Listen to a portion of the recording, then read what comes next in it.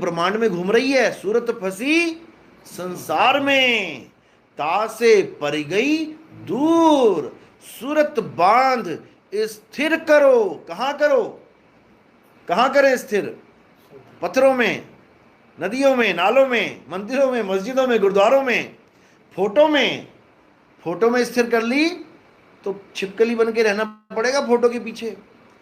पुरानी फोटो हिलाओ, क्या निकलता बीच में से? छिपकलियां भागती हैं, दो चार पांच इधर से उधर से। वहां पे भी स्थिर नहीं करना है। सूरत कहाँ स्थिर होनी चाहिए? सूरत शब्द गुरु में स्थित होनी चाहिए। शब्द गुरु कह लो, तुम्हारा निज स्वरूप कह लो, मेरा आत्म स्वरूप कह लो, उसमें स्थिर होनी चाहिए। जब आत्म स्वरूप में स्थिर हो गई, अब वो अचल हो जाएगी। अब उसको ठिकाना मिल गया। यानी पहले वो चक्की में पिस रही थी, चक्की में कोई जगह है जहां बच जाए? चल रही है ना चक्की, कोई जगह है जहां बच जाए? क्यों दाना कहाँ है? बस उस कील को ही ढूंढना है। वो कील ही एकमात्र जगह है जहां तुम पहुंच गए तो जुगों जुगों तक चक्की चलती रहे, लेकिन तुम बचे रहोगे। कारण क्या है कील का कि वो बचा लेगा? क्या कारण है कील का? क्योंकि वो अचल है। चक्की चलती है, कील नहीं चलती। हे अर्जुन, आत्मा अचल है। अचल को डिफाइन नहीं कर पाया कोई आज तक। अब कोई कहे मैं तो चल रहा हूं तो मेरी आत्मा भी चल रही होगी। नहीं चल रही है। मैं पूरी दुनिया में चलाऊं, मेरी आत्मा नहीं चल रही है। जैसे घड़ी की सुइयां एक बार छोड़ो 1000 बार घूम लें, तो क्या कील भी उसके साथ घूम रही है? जिस कील में वो तीनों सुइयां अटैच हैं वो अचल है, और घड़ी की सुइयां घूमी जा रही हैं, घूमी जा रही, घूमी जा रही हैं। इसी प्रकार हम सब काया रूप में घूमी जा रहे हैं, घूमी जा रहे हैं, भटकी जा रहे हैं, लेकिन हमारा आत्मदेव अचल है। इसीलिए गुरु ग्रंथ साहब में बोला गया है कि अगर कोई पूजनीय है तो केवल एक ही वस्तु पूजनीय है, आत्मदेव पूजिए, गुरु के सहज सुभाए। अगर तुम पूजा करना चाहते हो तो केवल एक ही वस्तु है जो पूजनीय है, जिसका कभी जन्म और मरण नहीं होता। बोला ना 10वीं पातशाही ने, आदि अंत एको अवतारा, सोई गुरु समझो हमारा। तो आदि और अंत में एक ही अवतार है, वो वही मेरा गुरु है। तो बाकी कौन है? पहली पातशाही से 9वीं पातशाही, वो कौन है फिर? अगर हमारा एक ही गुरु है जो आदि अंत एको अवतारा, तो पहली पातशाही से 9वीं पातशाही तक वो कौन?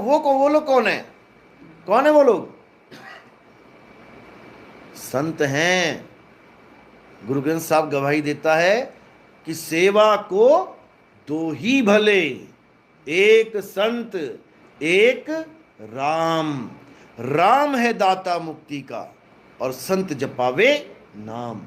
जो आदि अंत एको अवतारा वो है राम, और उस राम का जो तुम्हें भेद बता रहा है वो है संत। साधु कह लो, संत कह लो। उसी के लिए बोला है प्रभु कृपाल कृपा करे, नाम नानक साधु संग मिले। जब प्रभु कृपा करता है, लोग सोचते हैं मेरे तो बड़े बड़े धंधे चल गए जी, करोड़पति बन गए, मकान दुकान बढ़िया हो गया, प्रभु की कृपा हो गई। नहीं हुई। ये माया की कृपा है भाई, ये माया की कृपा है। 1 मंजिल से 10 मंजिल बन गया, माया ने कृपा की है। अगर ये प्रभु की कृपा होती तो रविदास जी का भी बन जाता। रविदास जी से ज्यादा तो प्रभु को नहीं जान पाया ना कोई बिजनेसमैन। तो बिजनेसमैन तो 1 तल्ले से 10 तल्ले बना लिए, और रविदास जी रह गए एक झोपड़ी में। तो फिर तो प्रभु की कृपा रविदास जी पे कम हुई, कबीर साहब पे कम हुई, सब संतों पे कम हुई, बिजनेसमैन पे ज्यादा हो गई। बिल्कुल गलत है। ये कृपा है माया की। हमने ये डिजाइन बना लिया अपने दिमाग में कि अगर मेरे घर में सब ठीक चल रहा है, मेरा धंधा बढ़िया चल रहा है, दुकान मकान सब बढ़िया चल रहा है, तो प्रभु दयाल हुआ पड़ा है। बिल्कुल गलत है। प्रभु दयाल हुए का मतलब है प्रभु कृपाल कृपा करे, नाम नानक साधु संग मिले। जब तुम्हें कोई संत मिले, साधु मिले और तुम्हें नाम की महिमा समझा दे, अब समझो कि प्रभु कृपाल दया कर गया हम पे, क्योंकि अब हमें वो कैदी से, इस कैद से छुड़वा देगा। अब हमें वो कैदी नहीं रहने देगा। जेल में कैदी कितना ही अमीर हो जाए, है तो कैदी, एक दिन मौत होएगी उसकी, एक दिन फांसी पे चढ़ना पड़ेगा, सारा जितना इंतजाम किया वो वहीं छूट जाएगा जेल में, उसका क्या फायदा। 50 करोड़ रुपए मेरे पड़ोसी के पास थे, मैंने बिजनेस किया, उसका सारा पैसा मेरे पास आ गया, जिसमें से 1 लाख में खर्च पाया, बाकी सारा वहीं का वहीं रह गया। तो मैंने क्या कमाया? मात्र 1 लाख रुपया।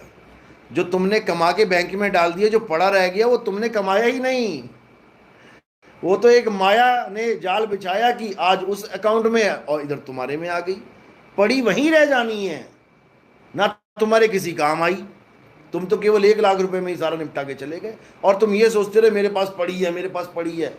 नहीं पड़ी है, तुम्हें लग रहा है पड़ी है, नहीं पड़ी है। वो इसी लोक का माल है, इसी लोक में पड़ा हुआ है। आज इसकी तिजोरी में, कल उसकी तिजोरी में, परसों उसकी तिजोरी में, और आदमी सोच रहा है मेरी तिजोरी में। अरे तुम्हारी तिजोरी है ही नहीं यहाँ पे, तुम्हारी तिजोरी यहाँ पर है ही नहीं। तुम एक ऐसी कंपनी में काम कर रहे हो जिसमें सारी तिजोरियां उस कंपनी के मालिक की हैं, तुम्हें केवल साफ सफाई के लिए रखा गया है। समझ रहे हो? ये सारे मकान उसी के हैं, ये सारी दुकानें उसी की हैं। सुबह से लेके शाम तक तुम केवल झाड़ू पोछा करते हो, और झाड़ू पोछा करते करते पूरा जीवन बिताते बिताते फिर उस मकान को छोड़ के चले जाते हो। बताओ किसका दादा लेके गया मकान? यहीं पड़ा हुआ है, सारी उम्र उसको रिपेयर करता रह गया बेचारा, और यहीं छोड़ के चला गया। और ये मकान भी, ये जेल ऐसी है जिसमें सरकार जेल नहीं बना रही है कमरे, सरकार ने तुम्हें क्या रखा है, अपनी अपनी जेल बनाओ। अब जितना तुम्हारे पास पैसा है, तुम उतना पैसा जेल में लगा रहे हो, अपनी जेल बना रहे हो। जेल ही है ये, मकान दुकान। एक सरकारी जेल होती है जहां पहले से कोठरियां बनी होती हैं, और एक ये 3 लोक जेल है। जब इस दुनिया में पहली बार इंसान आया, एक भी मकान, एक भी झोपड़ी नहीं बनी थी। बनी थी क्या? यानी कैदी को काला पानी की सजा देके उसको टापू पे भेज दिया गया। अब उस कैदी ने पूरा टापू ही बसा दिया, दे मकान पे मकान, दे दुकान पे दुकान, बड़े बड़े शहर बना दिए। ये सब कमरे हैं किसके? कैदियों के। कोई कैदी अमीर है, कोई कैदी गरीब है, दोनों ही कैदी हैं, और दोनों की एक सी सजा है। सबको फांसी लगी हुई है, यहाँ पे सबको मरना है। लेकिन बड़े बड़े मकान बना के कैदी सोच रहा है मैं ज्यादा खुशहाल हूं, मैं ज्यादा खुश हूं। बिल्कुल नहीं है। नानक दुखिया सब संसार, और सुखी सोई जो नाम आधार। नाम आधार मतलब जो राम राम कर रहा है, जो ओम नमः भगवते वासुदेव कर रहा है, जो वाहिगुरु वाहिगुरु कर रहा है, वो क्या सुखी है? सुखी नहीं है भाई। सुखी वो है जिसके पास इस जेल से निकलने की चाबी है, क्योंकि नाम ही चाबी है।